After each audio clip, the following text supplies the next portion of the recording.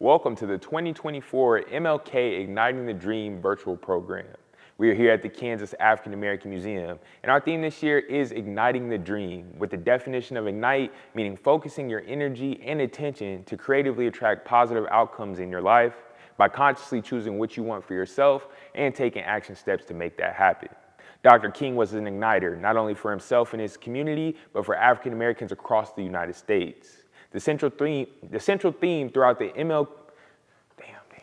just started from the top, my bad. That was a good take, though. All right. Welcome to the 2024 MLK Igniting the Dream virtual program. We are here at the Kansas African American Museum, and our theme this year to celebrate MLK Day is Igniting the Dream, with the definition of ignite meaning focusing your energy and attention to creatively attract positive outcomes to your life by consciously choosing what you want for yourself and taking action steps to make that happen. Dr. King was an igniter not only for himself, but for his community and for African Americans across the United States. The central theme throughout Martin Luther King's I Have a Dream speech was a call for equality. It identified the faults of America and what measures were needed to be made to make it a better place. Today, I'm joined by Dr. Kaye Morgan. Dr. Kaye Morgan is the president and CEO for the Kansas Leadership Center, a Kansas-based nonprofit organization that offers leadership development programs to foster stronger, healthier, and more prosperous communities and to serve the common good. Kaye leverages 30 years of experience as a higher education administrator in her work developing strategies that measure and enhance the impact of KLC and its services, as well as serving on the teaching faculty. An active community servant, Morgan has served on nonprofit and corporate boards at local, state, regional, and national levels, including us, the Kansas African American Museum. Morgan is an advocate for education and has earned multiple academic credentials herself, including a Bachelor's of Chemistry in Business, a Master's of Arts in Public Administration, and a doctorate in educational leadership. Most important to Kaye is that she is a mentor, mentee, daughter, auntie, wife, and most importantly, a mother. She's a lifelong learner, aspiring yogi, and wannabe long-distance runner. She lives in Wichita, Kansas with her husband of 25 years, Derek, and young adult sons, Peyton and Cameron. All right. Dr. Kaye Morgan, thank you for joining us today. Absolutely. For our 2024 MLK Igniting the Dream virtual program. It's an honor to be here with you today, and again, thank you. Thank you for being Ditto. here. Thanks so much for having me. Indeed. So we're just gonna kick it off, and I'm gonna provide some context with the fact that Martin Luther King Day became a holiday on January 20th, 1986. Yeah. Not that long ago. Not that I remember. Yeah, okay, so not that long ago indeed. And on this day, we typically reflect on the life and legacy of Martin Luther King in the ways in which he contributed to society. Yes. And often with these themes of freedom and equality and nonviolence and protest and civil rights movement. So when we think about the impact of Martin Luther King, what can we take away from his legacy to ignite change maybe in today's community? Yeah, you say 1986, 1987. I distinctly recall when here in the city of Wichita it wasn't a holiday. Right. And when my parents let us not go to school because we marched here in Wichita, Kansas. And just the level of energy and enthusiasm in having this day come to be, keeping that same energy. Yeah. To make sure that we're able to continue to see the profits of that work and work that happened well before that. I think the legacy is that we know that nonviolent protest and speaking truth to power works. Yes. We have evidence. We don't have evidence of all the work that it took. Right. One of the byproducts I think of, we get to see that I Have a Dream speech and everybody comes together and it's a big kumbaya experience, right? Beautiful, all the powerful words. What we don't necessarily always take into account are all the things we don't read about. Right. We celebrate him today, but he was villainized not only by folks that felt like he was across the aisle from them or in disagreement, but oftentimes by his own community. Right, absolutely. And so the legacy of leadership and willing to take risks, to go into deep, dark places that you don't even really understand, Yeah. I think is what we need to be focusing on. Absolutely, and that's a great point, almost kind of similar to mine as we kind of discussed earlier, but even Martin Luther King gets this idea because he was nonviolent and he fought for equality, and that sometimes it's almost a softened image in a sense, in which, but it's important to realize that he also had policy critiques as well too, not just for people to come together and be united, but also to challenge government to provide economic equality for African Americans, because what's the point of having schools come together if when kids go back home and they're more impoverished because of where they come from or who they are based on the society that's been built around them. Powerful point. Yeah, absolutely. Even as I've kind of done, he argued for full employment, but then he also had a very radical policy position that might be radical today, which is universal income. And I think his idea of that was trying to combat the wealth gap that we kind of see today. And some of his policy issues were trying to combat things that are still issues today.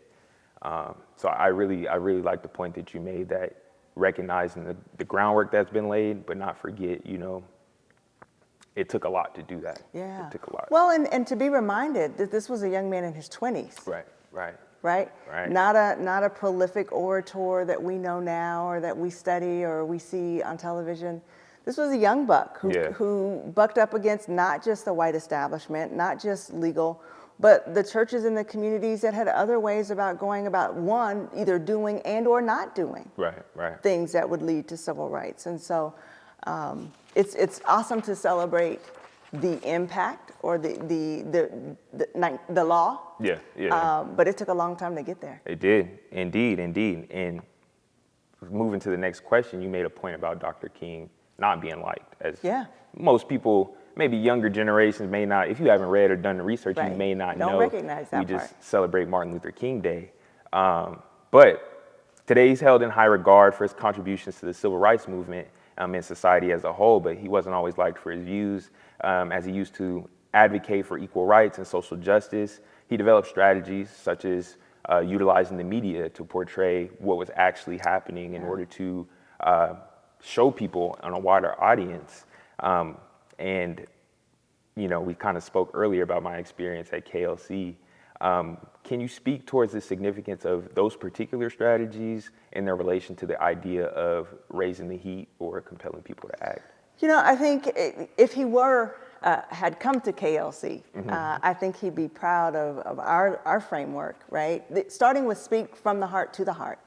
Right? So many of his speeches and monoliths and written words are a firm example of being able to lay out a case such that it explains my lived experience so that other people can see what that experience is. Absolutely. I think a lot about uncertainty and conflict. Right? I mean, every day, this is a person who woke up with a level of uncertainty as to whether I might live and or die. Right.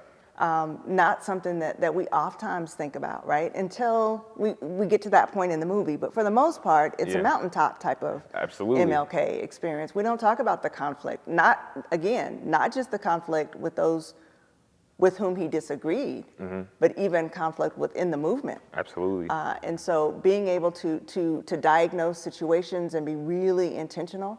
Our underlying premise is that leadership is risky. Yes. Leadership is risky. Yes, it is. And it's easy to say that I'm exercising leadership. It's much harder when your life is on the line, or the life of your family, or your livelihood. Just this movement of people, Everybody. Absolutely. Right? So the notion of putting people on television, right, hadn't happened before, but it's hard to hate up close. Right? It's hard to hide you have to either throw a rock and hide your hand. It's hard to do that when you see that type of pain and agony on screen. And so the wisdom of Martin and all of the folks that were involved in the movement at that time was prolific. Yes, indeed. Like, even to your point, the mountaintop, I like how you referenced that in regards to him taking risks, because, and I can't speak this verbatim, but he gave a speech the day before, I think it was 2 days before he passed away, saying, in regards to the mountaintop and how he may not be able to see this journey going forward. And, sadly to say enough, the day or two afterwards, he was assassinated. Absolutely. To your point, indeed. And so Martin Luther King used media that was relatively new during that time period to showcase or trying to exercise change. Probably as a result of his youth. Yeah. Right? Absolutely. On the edge. On the edge. Whatever the technology is. Whatever it is, yeah, absolutely. Right? And that kind of leads into my next question, and we've kind of hit some themes on it as well too.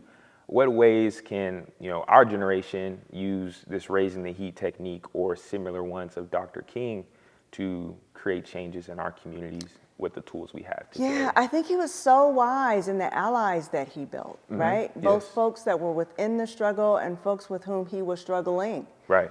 Building relationships. And that takes a long time. Yeah. You can't build a friend and say, we meet today and then we're going to go march tomorrow. And oh, yeah, it's Selma, you might die. You might, yeah, right? you might, yeah. That's the people on the front line were ride or dies of relationships that he had created over a large breadth of time. And in many cases, they may not have trusted him, but they trusted a process that he was able to create in partnership with so many other people. And so I think it's important for us, particularly young people who tend to be at the forefront of any large movement, right?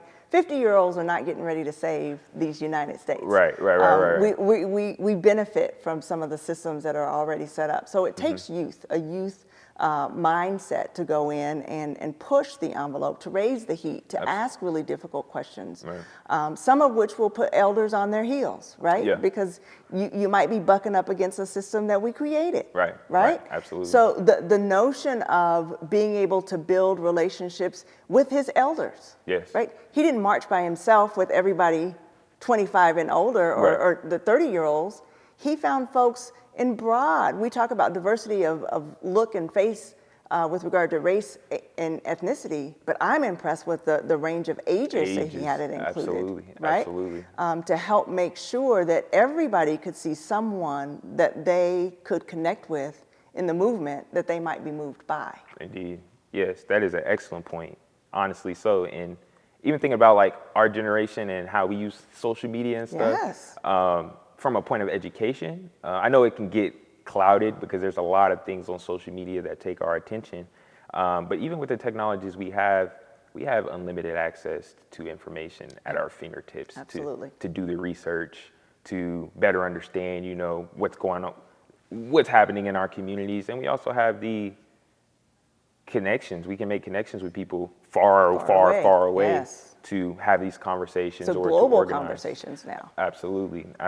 And so using that to its betterment, I think could be helpful for us, coming together as a community or to continue to advocate using those methods. I couldn't agree with you more. We use MLK and what we think about the community, the African American community, the United States of America. But there are communities all over the globe that are fighting for civil rights. Absolutely. And just like he adopted philosophies from Gandhi and others, and Mandela, which seemed far away global leaders, he is now a global leader that lots of other movements are hearkening back to when you talk about legacy. So yes, I think there's an absolute legacy here in Wichita, Kansas, in the United States. But I'm seeing, in part via social media, his legacy showing up all over the globe when young people and old people come together and say, no more will we live in an environment that doesn't treat us as whole humans. Absolutely. And so I can't imagine that he had that in mind. Yeah. No, he was just in the fight. He was in the fight, indeed. All right. Going to the next question, I'm just going to provide some context. So we kind of talked a little bit about this, about Dr. King not being liked. Right? He's liked today. We love him today. We honor him today on Martin Luther King Day. But in May of 1963, only about 4 in 10 Americans, roughly 41%, had a favorable opinion of Dr. King, according to a Gallup poll. This included just 16% who viewed him highly favorable. And this survey particularly was conducted shortly after King's Birmingham campaign, which led to the Alabama city to remove signs enforcing segregation of restrooms and drinking fountains and to desegregate lunch counters. So he wasn't necessarily that much liked, but he made change. But by 1966, only 1/3 of Americans had a favorable view of Dr. King particularly. So it kind of declined over time. But from a leadership perspective, would you say, or I guess let's put it this way, some people would say you have to be liked to be a leader.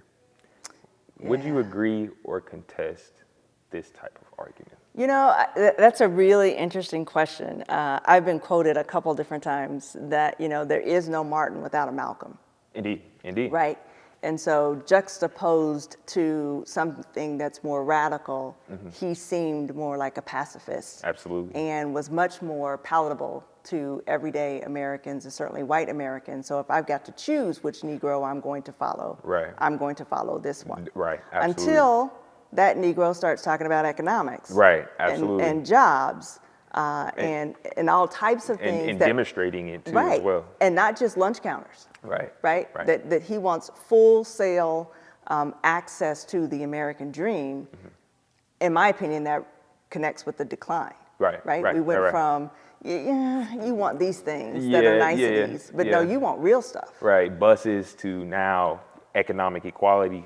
That's a big deal. That's a indeed. shift. That's a shift, right? I was willing to give you an inch, now you want a mile. Right. Type right. of thing. Absolutely. You know, at the Kansas Leadership Center, we talk often about knowing the stories that other people tell about you. Yeah. And from a leadership perspective, you know, and we suppose or propose that we need to know those stories so that we're able to make the right move and Right. engage people. Right. Right? If leadership is about mobilizing people, and I think we can all argue that Martin not only mobilized then, but continues to be used to mobilize folks now. Absolutely.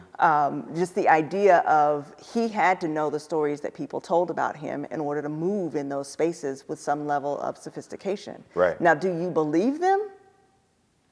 Most of the times, no. Yeah, but you gotta Right? know where you at. But you though. got to know, Yeah. right? You got to send up a test balloon, and you got to have some feelers on the ground and know. So I think that's an important leadership move, knowing full well that most folks didn't like what he was going to do. Right. Right. And it won't just the white people Right. Absolutely. who didn't like it, right? Absolutely. It made it things uncomfortable for black folks who were comfortable, the 50-year-olds. Right. Absolutely. Right? The parents who didn't want their kids to go out and protest. And so I think it's important to know the stories that people are telling about you. I think it's important to have a bolus. And it's important to be able to say sometimes I have to move in light of, in spite of, Right. in order to make progress on something that I know is not just important to me, but that will move things forward. Yeah. Adaptive challenges. Shoot, a whole movement. Right. A whole movement. Adaptive challenge, of which we are still moving. Absolutely. Absolutely. Indeed. Indeed. And even on that idea, you know, until you're in that leadership position and having to make decisions for almost a whole group of people, you may not fully understand what it takes. And sometimes, you know, even as a leader, people may like you, but you might have to make a decision that makes them not like you. And for the betterment of the movement or the cause, as if you mentioned. So Oftentimes, I'm reminded of the place of women in the movement, right? And we get stories now of who was with who and who did what and how it went. And can you imagine the conversations that a bunch of pastors might have in the late 50s, early 60s about how women might stand in a space of leadership and authority? Absolutely. Right? We have some churches and communities where that's not apropos now. Yeah, very traditional. Absolutely. Absolutely. We're talking about that far back. That's incredible. Yeah. So the nuance, I think, required in order to manifest the progress that was made during that time and to bring people along slowly, but to bring people along, I just think is worth a day of celebration. Absolutely, indeed, and that's why we're here today. Absolutely. So, with our last question, a quote from Dr. Martin Luther King, based on the idea that transformational leaders are motivated by creating positive change in the lives of others. Famous quote of Dr. King says, "Life's most persistent and urgent question is, what are you doing for others?" So, my question for you is, who are the others you are most inspired to serve? And maybe what are you learning from them? Yeah. You know, all my life I've been inspired to serve youth, youth and women, whether that's leadership development. Frankly, it's helping folks find access to things that help them to live greater, bigger, better, stronger lives. Absolutely. I got a chance to do that through working at the university for a number of years, and I feel like I still get to do that same mission, same vocation, different location at the Kansas Leadership Center. And so that for me, of course, is broadening in this new role. It's not just about youth, although they are top tier Yeah, in my list. Absolutely. But young professionals and the elected and all the folks who have now an opportunity. We think folks, because of their station, have access to leadership and authority. Right. And what I'm learning is that oftentimes even people who have it don't know what to do with it. Right. And so helping folks to connect their power, their authority, their passion to real purpose. If you fit on that continuum, I'm in. Yeah, absolutely. I'm in. Absolutely. Even thinking about, myself and some of the work that I get to do here with the museum, it's almost in a similar light, not coming from this particular educational background, Yeah. but providing community education about history, about African-American history in Kansas is something that is super empowering for me, because I know that in some sense it empowers others too as Yes. well. And that's a gratifying feeling for me. It's like, a lot of people might come in and not know what to expect. Exactly. But if they leave with a, heightened perspective, or just maybe a thought or a question that was provoked, it's like, yeah. I love that. It's like, yeah. It's a we're win. serving. It's a win. Just like Dr. Martin Luther King. Absolutely. In the same sense, so just continue to lead on. Well, we know that education is the core, right? The more you know, the more you're capable of doing. And so he believed that. I think here at the Kansas Leadership Center, we believe it, and certainly here at TCAM. As one of our 4 pillars. Number one is that knowledge is power. Indeed. Well, that was my last question. That was awesome. Yeah. We kept it pretty quick. Again, thank you for your time. Absolutely. Thank you for coming to the Kansas African American Museum. I said it in the preview, but you are one of our board members as well too, and we're grateful to have you. Thank you for all the work that you're doing in the community, across the state, across the nation, as I'm learning, as well too. And again, it's an honor to be here having this conversation with you as well. Thank you so much for the invitation. Absolutely. Okay. Thank you for tuning in to watch our 2024 Martin Luther King Igniting the Dream virtual program. You can stay connected with TCAM by following us on our social media platforms, or you can go to www.tkaamuseum.org for more information about all things TCAM. We hope you enjoyed this program, and we at TCAM want to wish you a happy Martin Luther King's Day. Don't forget that here at TCAM, we are culture.